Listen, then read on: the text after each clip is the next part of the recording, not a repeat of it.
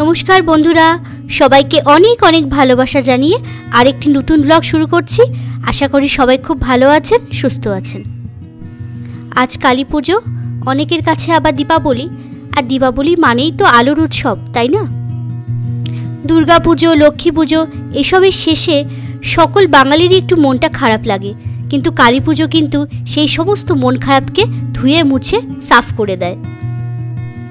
শুরু হয়ে যায় মনের মধ্যে আবার নতুন করে উৎসবের আমেজ।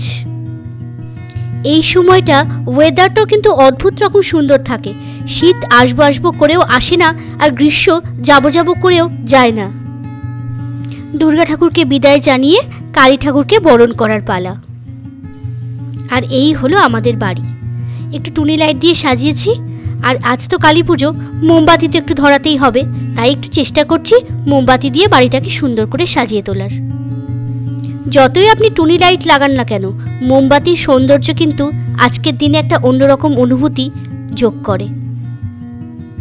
আজকের দিনে যদি একটু মোমবাতি না জ্বালাই, যদি একটু বাজি না ফাটাই, তাহলে ঠিক কালী পুজো মনে হয় না, জানেন?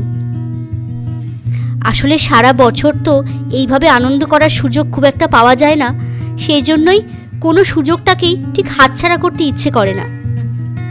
আমাদের বাড়ির চারপাশটা এরকম পাঁচিল দিয়ে বাউন্ডারি করা আছে, সেগুলোতেই একটু করে মোমবাতি ধরিয়েছি, আর সেগুলোকে আগুন দিয়ে এখন জ্বালিয়ে দিচ্ছি। আর আমার মেয়েটাকে দেখুন, যেখানে যেখানে আমি যাচ্ছি ও সেখানে সেখানে যাচ্ছে।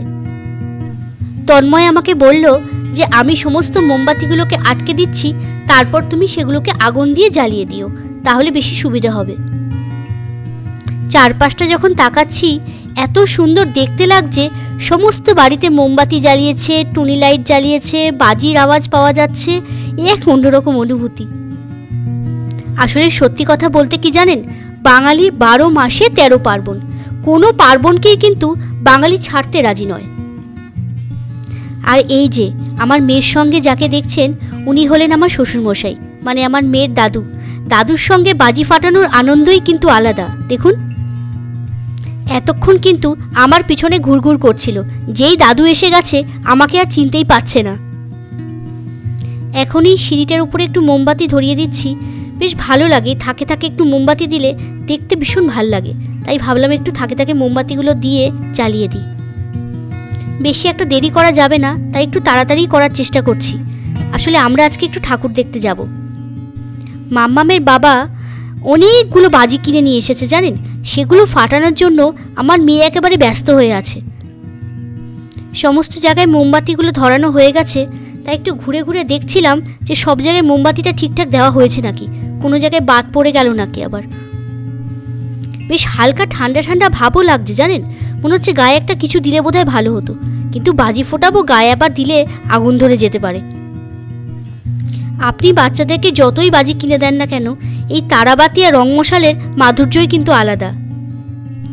এই বাজিটা তো মাম্মাম একা ফাটাতে পারবে না, তাই ওর বাবা ওকে একটু সাহায্য করছে।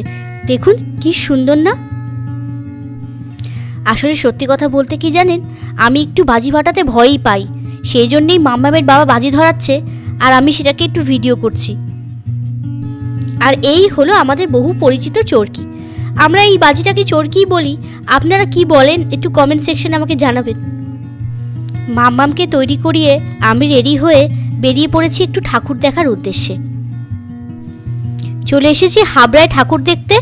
হাবড়া আসলে আমাদের বাড়ির থেকে বেশ কিছুটা কাছেই পড়ে, আর তাছাড়া হাবড়ায় আমার শ্বশুর বাড়ি, তো সেই জন্য ভাবলাম যে সবার সঙ্গে একটু দেখাও হয়ে যাবে আর ঠাকুর দেখাও হয়ে যাবে। আমাদের আশেপাশের মধ্যে বারাসাতের কালী পুজো অত্যন্তই বিখ্যাত, কিন্তু বারাসাতে আর যাওয়া হয়ে ওঠেনি, তাই ভাবলাম পাশেই হাবড়া আছে, সেখান থেকেই নয় কয়েকটা ঠাকুর দেখে আসি। হাবড়াতেও কিন্তু কালী পুজো বেশ ভালো হয়। এই যে প্যান্ডেলটাকে দেখছেন, এটা হাবড়ার কালী পুজোর অন্যতম বড় পুজোগুলির মধ্যে একটি। কি সুন্দর করেছে না? আর একটু অন্যরকম লাগলো পুজোর ঠাকুরটা দেখতে, আমার তো খুব ভালো লেগেছে। একটু আলো অন্ধকার মাখা আধো আধো একটা হালকা পরিবেশ, বেশ ভালোই লাগছে। কিন্তু আজ হাবড়ায় বেশ কয়েকটা বড় বড় ঠাকুর দেখব ভেবে রেখেছি। আর মাম্মামের মনে ঠাকুর দেখার সে যে কি আনন্দ, সে আর আপনাদেরকে কি বলি। দেখুন এখানে আবার একটা পালকি রেখেছে, কি সুন্দর না লাগছে দেখতে। ঠাকুর দেখতে বেরিয়েছি আর হালকা হালকা একটা শিউলি ফুলের গন্ধ নাকে আসছে, কি যে সুন্দর লাগছে। আর এই দেখুন এখানে কে, একটি গণেশ ঠাকুর, লাইট দিয়ে কি সুন্দরভাবে গণেশ ঠাকুরটাকে তৈরি করেছে, দেখেছেন। এখন যাচ্ছি আরেকটি প্যান্ডেল দেখার উদ্দেশ্যে। চলুন তাহলে, পৌঁছে গেছি আরেকটা প্যান্ডেলে। দেখুন এটা আবার অন্যরকম করে বাঁশ দিয়ে তৈরি করেছে। চলুন ভেতরে যাওয়া যাক, গিয়ে দেখি কীরকম করেছে। বাহ, দারুণ করেছে কিন্তু। এই দেখুন এরকম মুখোশ লাগিয়েছে, আবার অসাধারণ করেছে কিন্তু এই প্যান্ডেলটা। দেখুন আলো দিয়ে কি সুন্দর করে সাজিয়েছে, তাই না। আর এখানে দেখুন আবার ঠাকুরের একটা মুখ বানিয়েছে, কি সুন্দর মুখোশ দিয়ে দিয়ে আর আলো দিয়ে দিয়ে কি সুন্দর জায়গাটাকে সাজিয়েছে, তাই না। সত্যি এইরকম সুন্দর যে কনসেপ্ট হতে পারে মানে মাথায় আসে না। আর এই হচ্ছে না আমাদের সেই প্রতিমা। বাহ, আর উপরটা দেখুন কি সুন্দর করেছে, অসাধারণ লেগেছে এই প্যান্ডেলটা আমার। আসলে কালী পুজোর দিন বেরোতাম না, কিন্তু বেরিয়েছি কেন জানেন, কারণ একটু ভিড়টা কম হবে তাই। কালী পুজোর দিন ছাড়া যদি আপনি অন্য দিন বেরোন তাহলে যে অসম্ভব ভিড় হয়, সেই ঠাকুর দেখার মতো পরিস্থিতি থাকে না।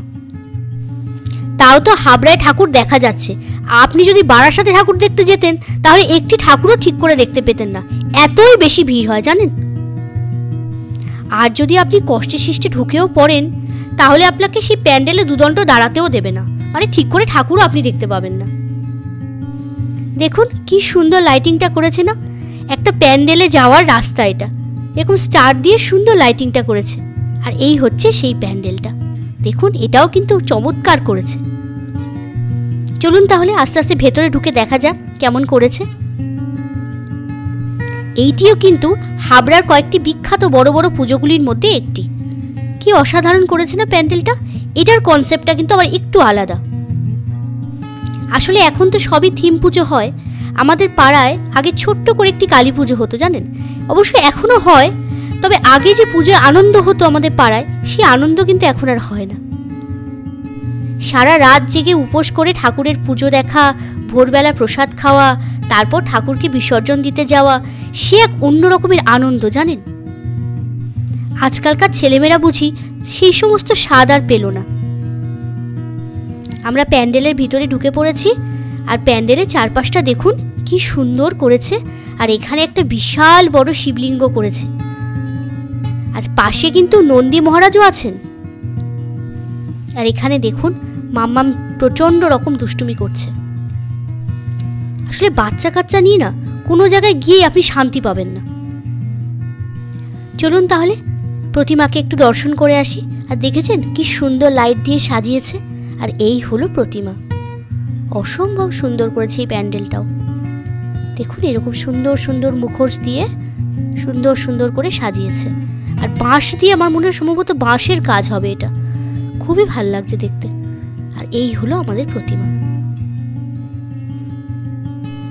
আমার কিন্তু হাবড়ার পুজো বেশ ভালো লেগেছে।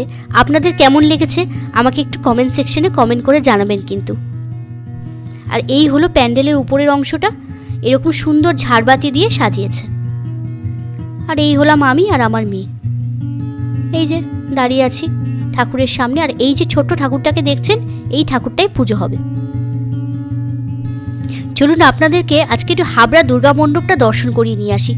এই হলো সেই হাবড়া দুর্গা মণ্ডপ, অসম্ভব বড় এবং খুব সুন্দর জানেন। প্রত্যেক দুর্গাপুজোয় এখানে বিরাট বড় করে দুর্গাপুজো অনুষ্ঠিত হয় এবং প্রত্যেককে ভোগ খাওয়ানো হয়। আর শুধু দুর্গাপুজো বলি কেন, সারা বছরই এখানে কোনো না কোনো অনুষ্ঠান লেগেই থাকে। আর এই হলো এখানকার দুর্গা প্রতিমা। এই দুর্গা প্রতিমাকে কিন্তু বিসর্জন দেওয়া হয় না, পরের বছর যখন আবার প্রতিমা আসে তখন এই পুরনো প্রতিমাকে বিসর্জন দিয়ে নতুন প্রতিমাকে ঢোকানো হয়। ঠিক দুর্গা মণ্ডপের পাশে এরকম শিব ঠাকুরের একটা ছোট্ট মন্দির করা আছে, আর পাশে আবার নন্দী মহারাজও আছে। আর এই হলো রাধাকৃষ্ণের মন্দির, খুব সুন্দরভাবে সাজানো, খুব ভালো লাগে এখানে আসলে মনটা। এখানে কিন্তু আবার অনেক বড় করে গোপালের জন্মদিনও পালন করা হয় জানেন। সবাই সবার বাড়ি থেকে গোপাল এখানে নিয়ে আসে, আর সেই গোপালের পুজো হয় এবং ভোগও নিবেদন হয়। আর দেখুন এই মন্দিরের ঠিক পাশে এখানে একটা রাক্ষস বানিয়েছে। আর এই হলো হাবড়ার আরেকটি বিখ্যাত কালী পুজো, খুব সুন্দর করেছে এই প্যান্ডেলটা, অসাধারণ করেছে কিন্তু। চলুন তাহলে ভিতরে যাওয়া যাক, ভিতরে গিয়ে দেখা যাক যে ভিতরটা কিরকম করেছে। দেখুন ভেতরে চলে এসেছে আর কি সুন্দর করে সাজিয়েছে, অসম্ভব সুন্দর করেছে কিন্তু দেখুন। আজকের ব্লগটা তাহলে এই পর্যন্তই থাকলো, দেখা হবে আরেকটি নতুন ব্লগে। সবাই খুব ভালো থাকবেন। ব্লগটা যদি ভালো লাগে তাহলে একটা লাইক করে দেবেন এবং আমাকে অবশ্যই কমেন্ট করে জানাবেন যে এই ব্লগটা আপনাদের কেমন লাগলো, আর পারলে আমার চ্যানেলটাকে একটু